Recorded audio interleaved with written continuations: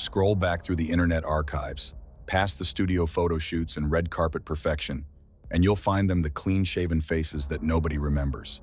Robert Downey Jr. In the 90s, jawline bare and unmemorable. Conor McGregor before the beard that became as dangerous as his left hook. Ben Affleck before the overgrown wilderness that buried his chin for years. This is the story of the beards that changed faces, careers, and an entire generation's understanding of what male beauty means. 1. Robert Downey Jr. Robert Downey Jr. spent decades building a reputation as someone who could transform any weakness into a weapon.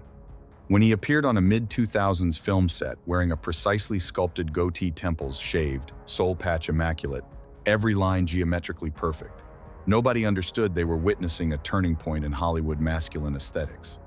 In the 90s, Downey wore nothing unusual. His face was clean, young, entirely unremarkable, in the context of an era that demanded smooth leading man perfection. Then came the roles that changed everything. The goatee arrived alongside his professional resurrection, and the coincidence was too precise to be accidental. The specific style he chose, later immortalized as the Tony Stark beard, was technically demanding. The soul patch, chin beard, and connecting mustache required daily sculpting with precision trimmers calibrated to millimeters. Maintaining the angles meant professional barber visits at least twice monthly. Industry sources estimated Downey's annual grooming investment at several $1,000s, with a dedicated personal grooming specialist traveling with productions. What made the transformation significant wasn't just aesthetic, it was psychological. The beard gave Downey's face a structure and authority it had lacked before. The goatee elongated his chin, narrowed his face visually, and created the impression of sharper, more angular features. Casting directors began describing him differently. Dangerous, charismatic, unpredictable. The beard hadn't just changed his appearance, it had changed how people interpreted his presence. By 2008, when Iron Man made the Stark beard globally iconic, Downey had worn the style for nearly 3 years. Millions of men attempted to replicate it, creating an entire grooming sub-industry dedicated to achieving the same precision angles. Barbershops worldwide developed tutorial cards for the Downey goatee. YouTube channels generated millions of views instructing viewers how to recreate the geometry. The irony was profound. Downey had spent years trying to convince Hollywood he was reliable, serious, worth the risk of casting. Then a beard, a collection of carefully maintained facial hair, completed the transformation that his talent alone couldn't finish. The clean face belonged to someone still proving himself. The beard belonged to someone who had already won. 2. Conor McGregor. Conor McGregor arrived in the UFC in 2013 with a beard that looked almost accidental. Thick, dark, borderline unkempt. The kind of facial hair that suggested either fierce commitment or simple neglect. Within 18 months, that beard became one of the most recognizable faces in combat sports history. But early photographs told a different story. McGregor in his teens and early amateur career showed a clean-shaven jaw, the face angular but somehow incomplete. He looked like thousands of other young fighters from Dublin, promising, intense, but not yet memorable. The beard that arrived in his early professional career coincided precisely with his growing confidence and increasingly theatrical self-presentation. The beard served tactical purposes beyond aesthetics. In combat sports, facial hair subtly distorts the geometry of a face, making opponents' read of expressions and micro-movements marginally harder to interpret. McGregor's opponents sat across the octagon from a face partially hidden behind dense, carefully shaped growth. The psychological dimension was real. Fighters don't make aesthetic decisions casually, and McGregor made nothing casually. His grooming routine became legendary within mixed martial arts circles. A Dublin barber named who had worked with McGregor since before his UFC debut traveled with him to international events, maintaining the signature shape through training camps and fight weeks. The beard required daily conditioning with specialist products, weekly professional shaping, and constant attention to maintaining the density that cameras demanded. At the peak of his celebrity, the Floyd Mayweather fight in 2017, generating over 4.3 million pay-per-view buys, McGregor's beard had become so synonymous with his brand that marketing analysts estimated it contributed measurably to his global recognition. Children in Dublin, Tokyo, and Sao Paulo drew caricatures of him that were essentially a beard with a suit attached. The face beneath had almost become secondary, What separated McGregor's beard from ordinary celebrity facial hair was its apparent effortlessness. He wore it like something that had simply happened to him naturally, the inevitable result of genetics and attitude converging. The reality was considerably more deliberate.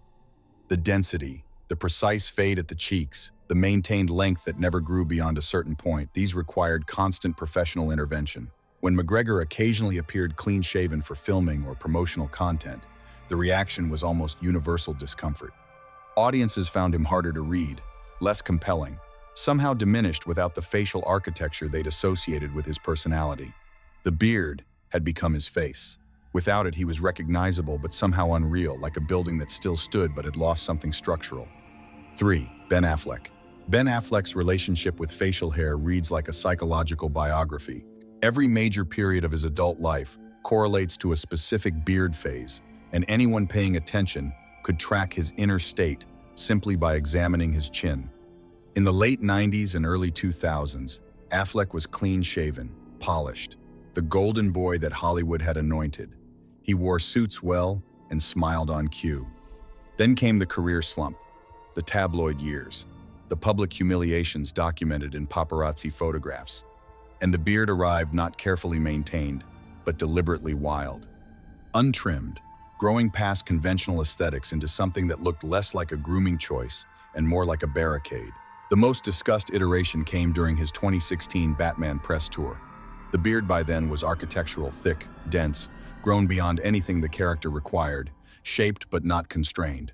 Fashion critics identified it as a power statement. Psychologists writing in men's lifestyle publications described it as the physical manifestation of reclaimed authority. Whatever its meaning, the visual impact was undeniable. Affleck, with that beard, looked genuinely formidable. The grooming investment required to maintain what appeared to be casual abundance was considerable. The beard needed monthly professional shaping to prevent the density from becoming shapeless mass. Specialist conditioning products kept the coarseness manageable. The color, dark brown with carefully maintained consistency, required attention as natural graying appeared. What made Affleck's beard culturally significant was its timing. He adopted serious, maintained facial hair, precisely when his career demanded rehabilitation. After years of being Hollywood's most convenient punchline, the beard signaled something had changed. Critics and audiences responded before he'd even appeared in a single frame. The beard communicated the message faster than any interview could deliver it. His most honest period came during public struggles documented by tabloids and entertainment press, the beard growing longest during periods when control elsewhere seemed to be slipping. When the beard was trimmed back to neat, professional proportions, it corresponded to career commitments and public rehabilitation. Affleck wore his emotional biography on his face in the most literal possible sense. The Batman casting initially generated enormous online skepticism. Then photographs emerged of Affleck in character, the jawline hidden beneath that formidable growth, the face transformed from recognizable actor to credible threat. Skepticism didn't disappear, but it substantially diminished. A beard had done what months of defensive interviews couldn't accomplish alone. 4. Keanu Reeves. Keanu Reeves had been famous for 30 years before the beard arrived and redefined him entirely. In the 90s and early 2000s, his face was smooth, ageless, the kind of clean-cut appearance that made him the decade's default choice for any role, requiring a beautiful man who could convey mystical significance. Then, somewhere around 2014, something shifted. The beard grew in salt and pepper, dense but not manicured, covering his jaw with the comfortable authority of something that had simply decided to exist. Combined with his naturally ageless features, the effect was uncanny. Reeves looked not older but timeless, removed from any particular era, belonging simultaneously to every decade, and none of them. The internet response was unprecedented. Not since Marlon Brando in his prime had facial hair generated such genuine cultural conversation. Entire online communities emerged dedicated to tracking and analyzing the current state of the Keanu beard. Lifestyle publications published serious articles examining how one man's grooming choices had inspired thousands of men to reconsider their own relationship with facial hair. What distinguished Reeves from other celebrity beard cases was his apparent complete indifference to the reaction. Where McGregor curated his beard as brand identity, where Affleck used his beard as emotional communication, Reeves seemed genuinely unbothered. The beard was just there growing and occasionally trimming on a schedule known only to him, maintained without apparent anxiety about public opinion. His grooming approach reflected broader lifestyle philosophy. Reeves had spent years cultivating a reputation for radical normalcy, using public transport, treating production staff with consistent courtesy, living without the fortress of assistance and security that his fame might justify. The beard fit seamlessly into this. It wasn't a statement. It was simply what his face did when left to its own devices. Industry observers noted that his beard had coincided with his most commercially successful adult career period. The John Wick franchise launched in 2014, the same year. The signature beard solidified. The connection between the aesthetic transformation and the character's resonance wasn't accidental. John Wick required a face that communicated contained lethality and profound weariness, and Reeves's beard delivered both without effort. The philosophical dimension that observers projected onto the beard, the idea of a man at peace with time, unconcerned with the conventional demands of celebrity youth, may have been entirely the audience's construction. Or it may have been precisely what Reeves intended, understanding that the most powerful statements are those made without appearing to make them at all. Either interpretation fit the man equally well. 5. David Letterman. David Letterman spent 33 years behind a late-night desk as the definitive clean-shaven elder statesman of American comedy. His retirement in 2015 was accompanied by standard media coverage, tributes, retrospectives, the ceremonial handing of the torch. Then he disappeared from public view, and when he returned, nobody immediately recognized him. The beard he emerged with in 2016 was not a grooming choice. It was a declaration.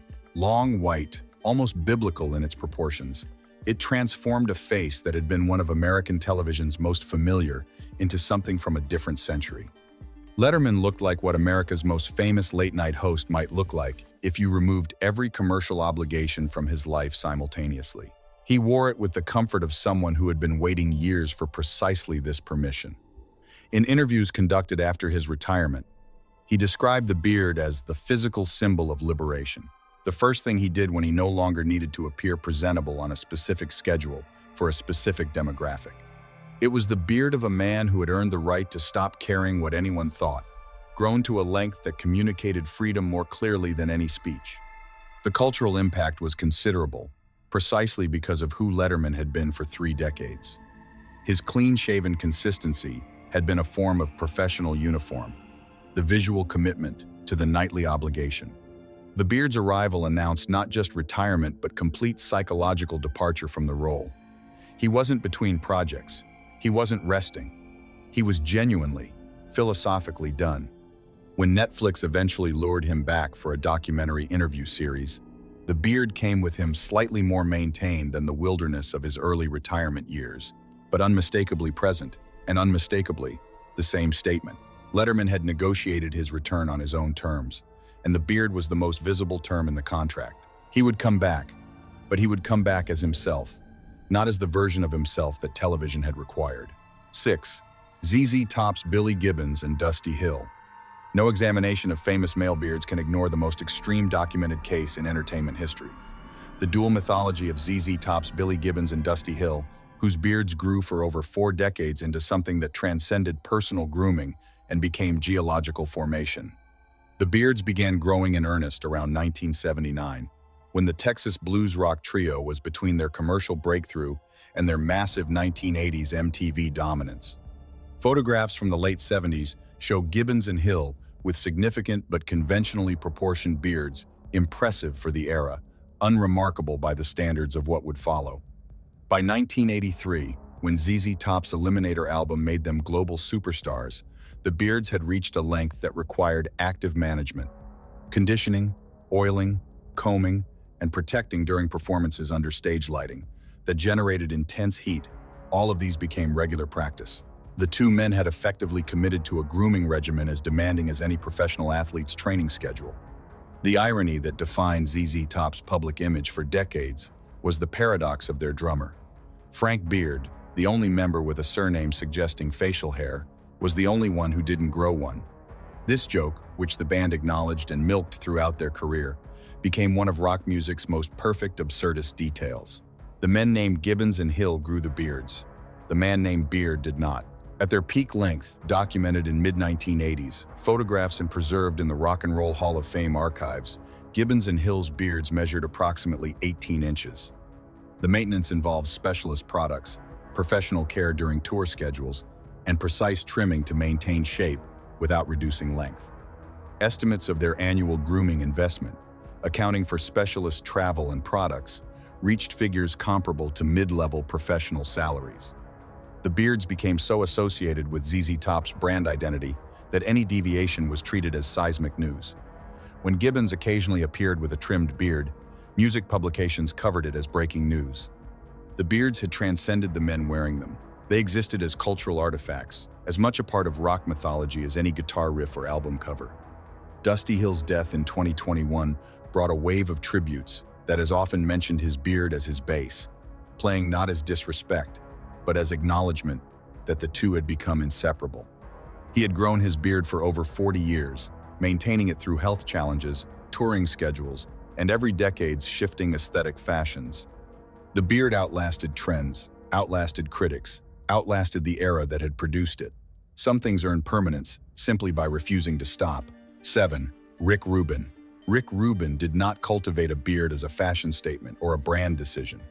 Rick Rubin grew a beard the way geological formations develop through the steady accumulation of time and what appears to be complete indifference to outside opinion. In the late 1980s, when Rubin was the young co-founder of Def Jam Records producing revolutionary hip-hop in a downtown New York apartment, he wore a beard that was merely impressive. Then decades passed. Albums were made: Johnny Cash, Red Hot Chili Peppers, Metallica, Adele. The beard kept growing. By the time Rubin had become the most influential music producer of the modern era, his beard had reached proportions that made him look less like a record executive and more like a figure from a religion that hadn't been invented yet. The beard became culturally significant for what it communicated about power.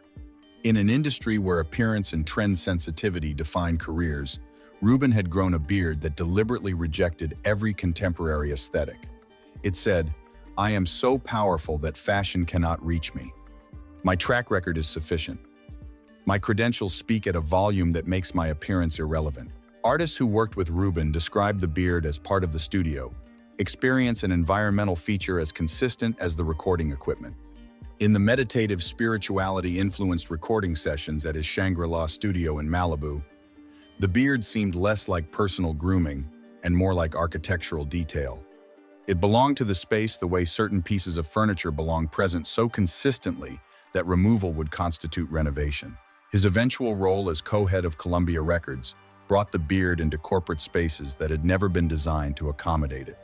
Board meetings, industry conferences, press appearances, Rubin arrived at all of them with the same unhurried density of facial hair, forcing every environment to adjust to him rather than adjusting himself to any environment. The beard was a negotiating position. It won every time.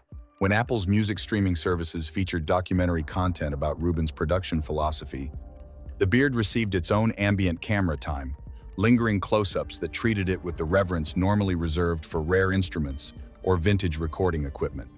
The industry had stopped noticing it only in the sense that you stop noticing gravity. It was simply the condition under which everything else occurred. 8. Joaquin Phoenix. Joaquin Phoenix's beard arrived as performance and stayed as identity, a transformation so complete that the line between character and person became genuinely difficult to locate. In 2008, Phoenix announced his retirement from acting and his intention to pursue a hip-hop career. The beard that grew during this period was not conventional celebrity facial hair. It was unconstrained, asymmetrical, growing with apparent disregard for shape or social communication. It made audiences genuinely uncomfortable in a way that deliberate artistic provocation rarely achieves, because nobody was entirely certain whether Phoenix was performing or simply breaking down. The documentary I'm Still Here, released in 2010, eventually revealed the entire episode as an elaborate performance art piece. But during the period itself, the talk show appearances, the Casey Affleck directed footage, the public disintegration, the beard was the most visible symptom of whatever was happening. It communicated instability, withdrawal, a severed connection to conventional celebrity obligations. When Phoenix returned to acting and the beard was trimmed back to more recognizable proportions, the contrast was psychologically striking. The performance had been so convincing that audiences experienced something like relief not just at his professional return, but at the return of facial grooming that signaled stable social function. A beard had done what screenplays only attempt, generated genuine uncertainty about the boundary between fiction and reality. His later work demonstrated sophisticated understanding of how facial hair functions as character architecture. For The Master in 2012, the beard was sparse, uncertain, matching Freddie Quell's psychological fragility perfectly. For Inherent Vice in 2014, it was abundant and somewhat bewildered. For Joker in 2019, it was notably absent the character, requiring a face fully exposed to scrutiny, nowhere to hide. Phoenix used his face as landscape, the beard as seasonal weather. Critics who analyzed his technique began including facial hair discussions, alongside discussions of physicality and vocal performance. For an actor who treats every physical detail as meaningful communication, the beard was simply another instrument, sometimes played loudly, sometimes deliberately silenced, always intentional.